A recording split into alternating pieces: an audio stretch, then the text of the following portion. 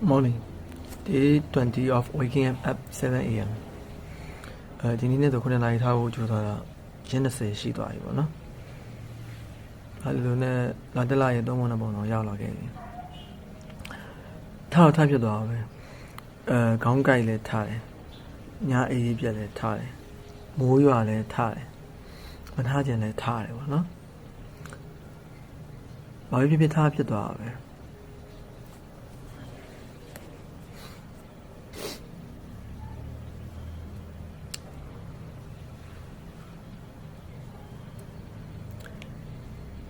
စကားတကားရှိရဗျာ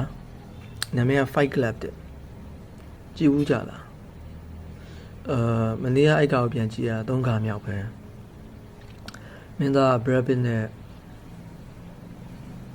Edward Norton ပေါ့နော်သူတို့နှစ်ယောက်လုံးကတရုတ်ဆောင်ရန်ကောင်းတဲ့ချိန်မှာပါတယ်Fight Club ဆိုတာတော်တော်များများလည်းသိရင်သိမှာပါရုပ်ရှင်ကြည့်ရလို့ဆိုရင်ဒီလောက်တယ်ပေါ့နော်အင်္ဂလိပ်စကားကြည့်ရဆိုရင်တော်တော်ကောင်းတဲ့ထဲမှာပါတယ်ဒါပေမဲ့ဇလန်ကရဟာတာလည်းမဟုတ်ဘူးပေါ့နော်ဟာတာမဟုတ် romance မဟုတ်ဘူးဆိုတော့ဒီဟာတာတွေ romance တွေပဲ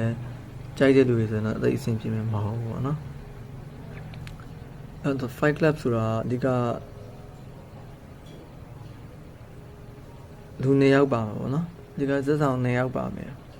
ပြီးရင်သူတို့လက်ဝိတ်ထိုးတာတွေပေါ့နော် freestyle လက်ဝိတ်ထိုးတာတွေပါလိမ့်မယ်ပေါ့အဲ့တော့ပြောလို့ရမယ်။ဒါဆိုတော့ rule number 1 of Fight Club is do not talk about Fight Club. Rule number 2